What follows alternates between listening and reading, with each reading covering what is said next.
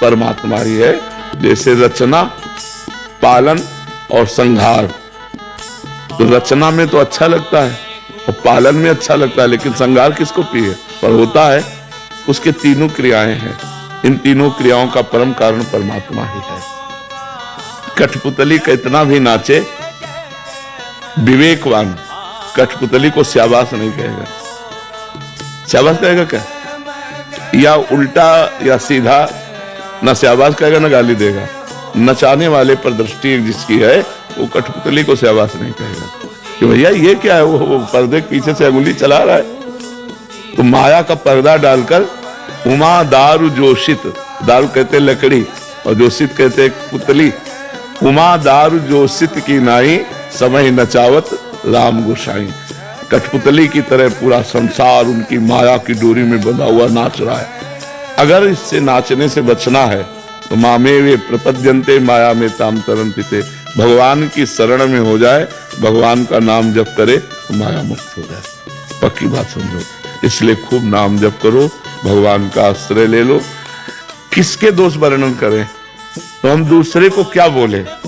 हमारा सफेद हो और दूसरे के काले रजिस्टर भरे हो तो लगे कि संसार में, लेकिन जब सच्चाई की बात अगर पूछी जाए ईमानदारी से, तो इतने सब लोग बैठे हो, कोई बता सकते हो कि आपसे गलती नहीं हुई? अगर हम ईमानदारी से पूछे वृंदावन धाम में बैठे तो सबसे गलती होती है, नहीं होती? तो जब हमारे अंदर गलती है और उससे गलती हो रही है तो हमें लौटना चाहिए।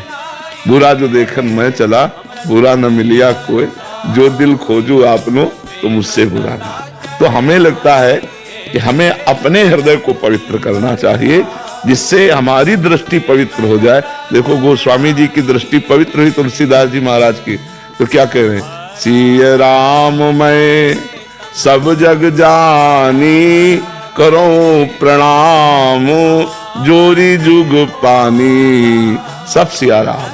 और हमको कहां सिया राम दिखाई दे रहे? हमें तो स्त्री दिखाई दे रही, पुरुष दिखाई दे रहा है। तो पहले हमें अपनी दृष्टि पवित्र करनी चाहिए, तब हम दूसरे की निंदा करें जब हम निर्दोष हों।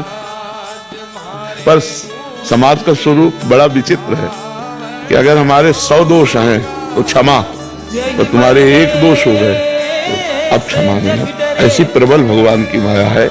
हमें लगता है अगर हम एक दूसरे को क्षमा करके हाथ पकड़ करके उस दोष रूपी दलदल से निकालें तो ज्यादा अच्छा है, ना कि दोष रूपी दलदल में जो फंस गया एक और जमादेव की गहरे धंस जाए। बात समझो। कभी कभी बड़े अच्छे लोगों से गलती हो जाती है और वो चाहते हैं कि एक बार क्षमा मिल जाए, तो हमें लगता है ऐसे फिर क्षमा करना चाहिए। दोष दर्शन ही नहीं, दोषों से निकालना भी चाहिए।